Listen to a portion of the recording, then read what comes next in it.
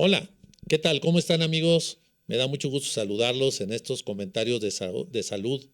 Yo soy Saúl Garza y les doy la bienvenida el día de hoy junto con mi maestro, el doctor Guillermo García Ramos, a este tema que vamos a tratar hoy, que sin duda es un tema muy importante y probablemente muy controversial, que es la iatrogenia en la neurología y pues por ende en la medicina en general. Y para abordar un tema tan difícil y tan complejo, pues invité al maestro García Ramos para que nos ilustre un poco de qué tan frecuente es esta condición en donde se produce un impacto negativo provocado por el tratamiento que está dando el médico o por la falta de actividad profesional médica que provoca un efecto negativo, que así entiendo que podríamos empezar diciendo lo que es la iatrogenia, maestro, pero me gustaría que nos ilustrara sobre esto. Buenas tardes a la audiencia. Como dijo el doctor Saúl Garza, es un tema escabroso, difícil y incluso difícil para el que habla, para abordar un tema tal. Si puedes subir ese. Ya, está. Ahora ¿No sí. se escucha? Ya, adelante. Mi comentario inicial consiste en que es un tema de una gran responsabilidad por su dificultad para poder transmitir lo que le puede suceder al médico y particularmente al enfermo cuando se presenta esta situación donde por parte del médico se puede deber a impericia, negligencia y algunos otros factores menos pesados. La impericia obedece a que la preparación puede no ser suficiente para afrontar algún problema médico. Y la peor, diría yo, es la negligencia, porque es que aún teniendo los conocimientos, el ejercicio en determinado caso no sea el adecuado. Y hay situaciones donde el médico puede ser el responsable de esta, al hacer esta negligencia, los problemas adicionales al enfermo. Pero yo diría que más frecuentemente el enfermo incurre en esta falla cuando empieza a automedicarse o autodeterminar qué tratamiento llevaría, sí o lleva no. Y yo creo que el peor paciente es el mismo cuando es el mismo médico el que se automedica y toma decisiones que generalmente no son las acertadas.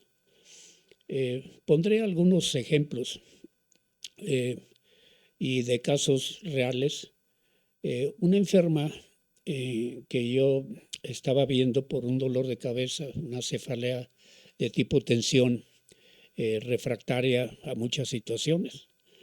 Y agobiada ya por tomar tanto medicamento, incurre y va con un profesionista. Y la cefalea, que tenía características de un dolor de cabeza benigno, cefalea tensional de muchos años, probó muchos medicamentos, y va con un especialista y al día siguiente de que regresa de él, empieza con vértigo, náusea, vómitos, pierde conciencia. La cefalea ahora es muy diferente, decimos muchas banderas rojas para pensar que era una cefalea ya no tensional, sino de causa orgánica. Tenía signos cerebelosos y con todos estos datos, pues hacer una tomografía porque el examen neurológico mostraba que tenía nistagmus, tenía un síndrome cerebeloso del hemicuerpo izquierdo y la tomografía mostró lo que el médico esperaba, en este caso fui yo, de un infarto cerebeloso. del hemisferio izquierdo. Bueno, ¿y ahora qué tiene esta enferma? Eh, tiene síndrome antifosfolípidos, tiene algún problema de coagulación.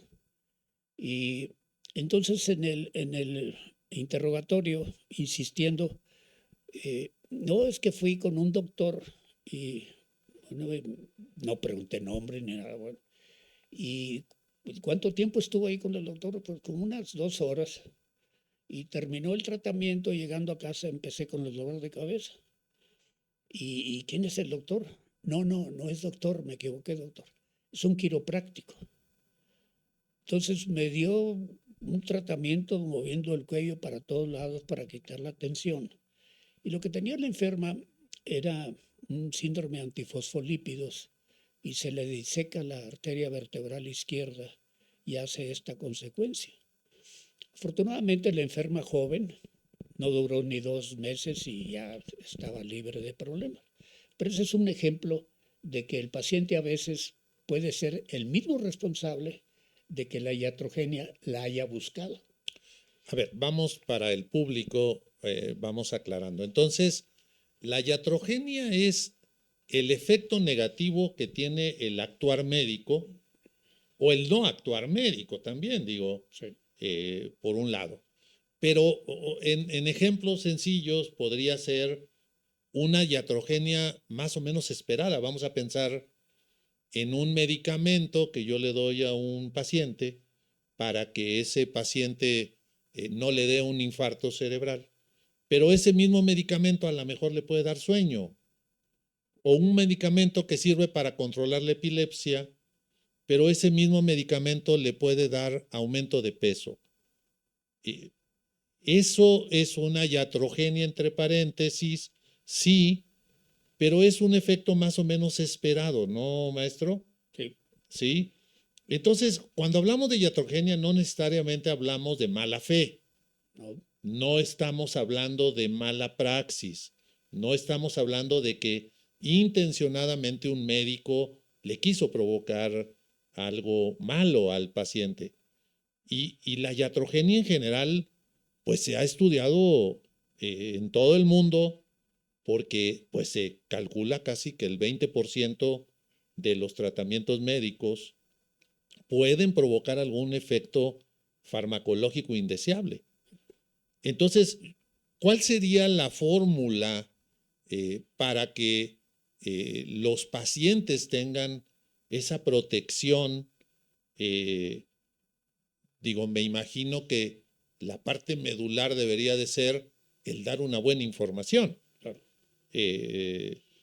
Señora, usted va a recibir este tratamiento, los efectos benéficos van a ser estos, pero los riesgos pueden ser estos. Creo que podría ser una buena praxis el explicarle a los pacientes los efectos indeseables. Claro. Claro.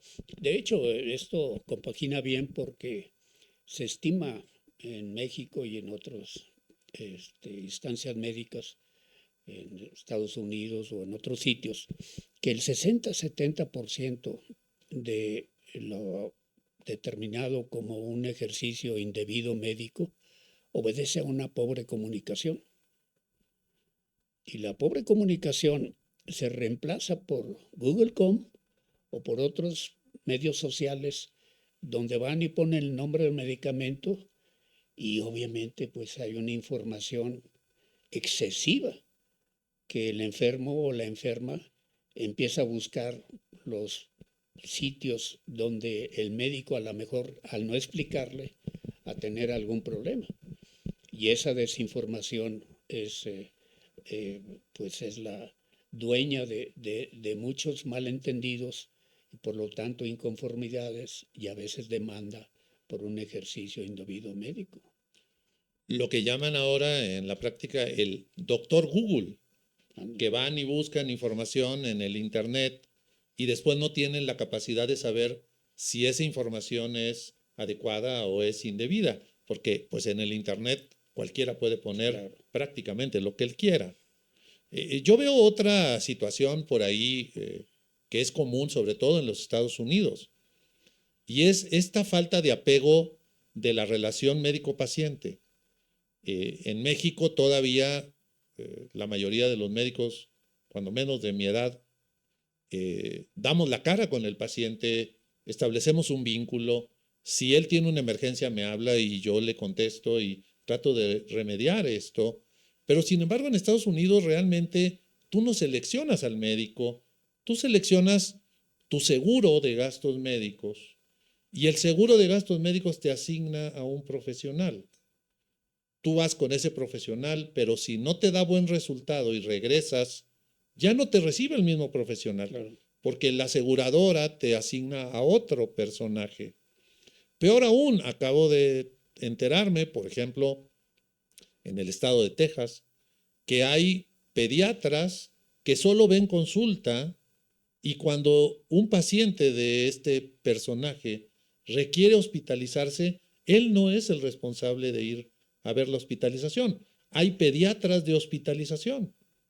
Entonces, el pediatra que conoce el caso, que conoce la sensibilidad de los medicamentos, que conoce las alergias, que conoce toda la historia de ese niño, cuando el niño se pone grave y va al hospital, no lo va a atender. Ya no tiene acceso. Entonces, esos hechos administrativos también favorecen una mala comunicación con los pacientes. Es correcto. Sí. De hecho,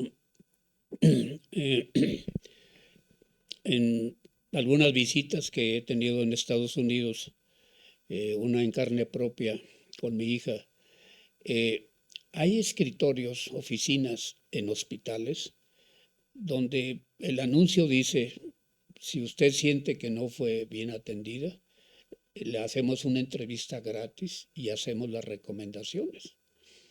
O en las butacas, en los asientos donde espera uno el autobús, a mí me toca en Miami, por ejemplo, si usted presenció este accidente y quiere cooperar para aclarar el problema, aquí están sus datos. Es decir, se prepara todo un escenario para que el médico esté en contra del médico, el abogado del hospital esté también en contra del médico, y se hace un contubernio donde el riesgo de que el médico que primariamente atendió sea sometido a alguna demanda, a algún juicio. Y lo peor también, si usted tomó tal o cual tratamiento y sintió tales o cuales molestias o síntomas, no vacile en llamarnos y nosotros le resolvemos el problema. O sea que se hace una situación muy favorable para que se establezca una demanda por algún ejercicio médico que nada tiene que ver. Otro ejemplo sería, o la consecuencia de estas conductas, sería lo que le llaman ahora la medicina de defensa, que es la medicina defensiva, en donde los médicos se amparan pidiendo más estudios para que tengan más evidencia de que el paciente puede no tener otras cosas. Claro. Y entonces ya la historia clínica, ya incluso las dolencias o las molestias del paciente pasan a segundo término. Yo lo que quiero es, como médico, protegerme de que no me vayan a acusar de que hice una mala práctica porque no pedí los estudios necesarios. Sí. ¿Qué es lo que sucede con esto? Pues primero de que ya no te estás preocupando por la salud del enfermo, sino más bien te estás preocupando por tu estado legal ante una consulta médica. Sí. Y segundo, por otro lado, pues es una de las grandes causas del encarecimiento del proceso de atención médica. Cada vez que llega un paciente con dolor de cabeza, le quieren hacer resonancias magnéticas, electroencefalogramas, estudios de sueño, laboratorios, cuando probablemente con una buena historia clínica, el paciente modificando su calidad de vida o su forma de vivir, pues puede mejorar sus síntomas. Un último comentario de mi vivencia allá en Estados Unidos. Llega una amiga de mi hija y viene a hacerse una revisión médica. A veces le llaman chequeo. Y correcto. Entonces viene este formulario y son 4 o 5 hojas de síntomas frecuentes, dolor, problemas menstruales, etc. Y le vamos a tomar sangre y le vamos a hacer estos estudios. Y entonces, como a las 3 horas llegan, le hacen un estudio sencillo, placa simple, electrocardiograma, quizá tomografía en algún caso. Y aquí está ya su informe médico. Oiga, pero si no me ha visto ni un doctor. No, es que ahora con la inteligencia artificial le alimentamos a la máquina esos resultados y aquí está. Sí, pero yo quiero ver un doctor. Pues fíjese que el seguro no cubre eso. Si usted quiere ver un doctor, le damos los nombres, pero usted lo paga. Sí, eso es muy interesante porque otra vez se desvirtúa la relación médico-paciente y hoy lo que estamos viendo es que te vuelves un cliente de una aseguradora más que un paciente de un médico. Y eso pues deshumaniza por completo todo el proceso de atención médica. Eso está, digo, parece una anécdota, pero vamos para allá cada vez con mayor facilidad. Sí, lo vemos con frecuencia. Ahora, hay situaciones en donde, especialmente con los tratamientos farmacológicos, es más frecuente que sucedan iatrogenias. Sí, un ejemplo podría ser la terapia intensiva, maestro, en donde se calcula que a veces hasta el 30% de los pacientes o reciben tratamientos de más, o reciben fármacos inadecuados, o se abusa de algún tipo de terapéutica en estas condiciones de máxima gravedad. Y la otra que me gustaría que hiciera un comentario final es en la neurología de las personas de la tercera edad.